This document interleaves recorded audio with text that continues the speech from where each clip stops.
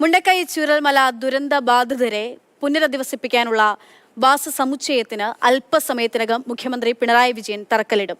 കൽപ്പറ്റ എൽസൺ എസ്റ്റേറ്റിൽ നടക്കുന്ന ചടങ്ങിൽ മന്ത്രിമാർ, പ്രതിപക്ഷ നേതാവ് പ്രിയങ്ക ഗാന്ധി MP തുടങ്ങിയവർ പങ്കെടുക്കും. നിയമപരമായ കാര്യങ്ങൾ പൂർത്തിയായാൽ ഒക്ടോബർ മാസത്തോടെ വീടുകൾ കൈമാറാനാകുമെന്ന് പ്രതീക്ഷിക്കുന്നതായി പദ്ധതിയുടെ ചുമതലയുള്ള ഉദ്യോഗസ്ഥൻ S. സുഹാസ് പറഞ്ഞു. ഈ ലൊക്കേഷൻ കൂടെ വളരെ കൺവീനിയൻ്റ് ആണ്, സിറ്റിൻ്റെ അടുത്ത് തന്നെയാണ്. സോ ഇത് ജനങ്ങൾക്ക് ഒരു കംഫർട്ടബിൾ ആയ ലിവിങ്, ഒരു കമ്മ്യൂണിറ്റി ലിവിങ്ങിൻ്റെ ഒരു കോൺസെപ്റ്റിലാണ് ഇത് ഉദ്ദേശിക്കുന്നത്. നാം എത്രയോ പെട്ടെന്ന് ഇത് വീടുകൾ അറ്റ്ലീസ്റ്റ് കംപ്ലീറ്റ് ചെയ്തിട്ട് നമ്മുടെ ബെനിഫിഷ്യറീസ് കൊടുക്കാനാണ് നമ്മുടെ PIUവിൻ്റെ ലക്ഷ്യം. മോസ്റ്റ് പ്രോബബ്ലി ബൈ ഒക്ടോബർ നവംബറിൽ ഇത് വീടുകൾ കംപ്ലീറ്റ് ചെയ്യാനാണ് ഉദ്ദേശിക്കുന്നത്. കമൽ വിവരങ്ങളുമായി ചേരുകയാണ്. കമൽ, ആ മഹാദുരന്തം നടന്ന് 2 ദിവസത്തോടെയും കഴിഞ്ഞാൽ 8 മാസമാവുകയാണ്. അപ്പോഴാണ് നമ്മൾ ഇതിൻ്റെ ഒരു ആദ്യഘട്ടത്തിലേക്ക്, പുനരധിവാസത്തിൻ്റെ ആദ്യഘട്ടത്തിലേക്ക് കടക്കുന്നത്. ചടങ്ങൊക്കെ അവിടെ എപ്പോൾ തുടങ്ങും?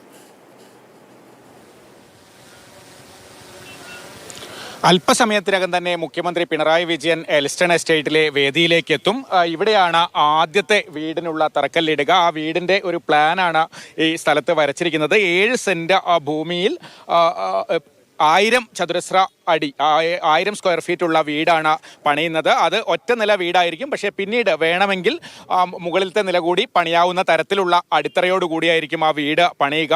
അല്പസമയം മുമ്പ് S. സുഹാസും അതുപോലെ മന്ത്രി രാജനും ഒക്കെ പറഞ്ഞത് ഈ വർഷം തന്നെ വീടുകൾ കൈമാറാനാകുമെന്നാണ് പ്രതീക്ഷിക്കുന്നത്. ഈ സാമ്പത്തിക വർഷം, അതായത് മാർച്ച് 31-നുള്ളിൽ ടൗൺഷിപ്പിൻ്റെ നിർമ്മാണം പൂർത്തിയാക്കാൻ ആകും എന്ന പ്രതീക്ഷയാണ് മന്ത്രിയും ഉദ്യോഗസ്ഥരും ഒക്കെ പങ്കുവെക്കുന്നത്. ഊരാളുങ്കൽ ലേബർ കോൺട്രാക്ട് സൊസൈറ്റിക്കാണ് നിർമ്മാണ ചുമതല. ഇപ്പോഴിവിടെ ഈ ദുരന്ത മേഖലയിൽ നിന്നുള്ള ആളുകളൊക്കെ എത്തിയിട്ടുണ്ട്. അല്പം മാറിയാണ് ഈ തറക്കല്ലിടലിൻ്റെ വേദി. അവിടേക്ക് മന്ത്രിമാരുൾപ്പെടെയുള്ളവരെത്തും. പ്രിയങ്ക ഗാന്ധി MP-യും പ്രതിപക്ഷ നേതാവ് VD സതീശൻ, അതുപോലെ ഉപനേതാവ് PK കുഞ്ഞാലിക്കുട്ടി ഉൾപ്പെടെയുള്ളവർ ഈ ചടങ്ങിൽ പങ്കെടുക്കുന്നുണ്ട്. എന്തായാലും വളരെ സന്തോഷത്തിലാണ് ഇപ്പോൾ ഈ ഗുണഭോക്താക്കളായ ആളുകൾ. നമ്മളോട് സംസാരിച്ചവരൊക്കെ വളരെ സന്തോഷവും പ്രതീക്ഷയുമാണ് പങ്കുവെച്ചത്.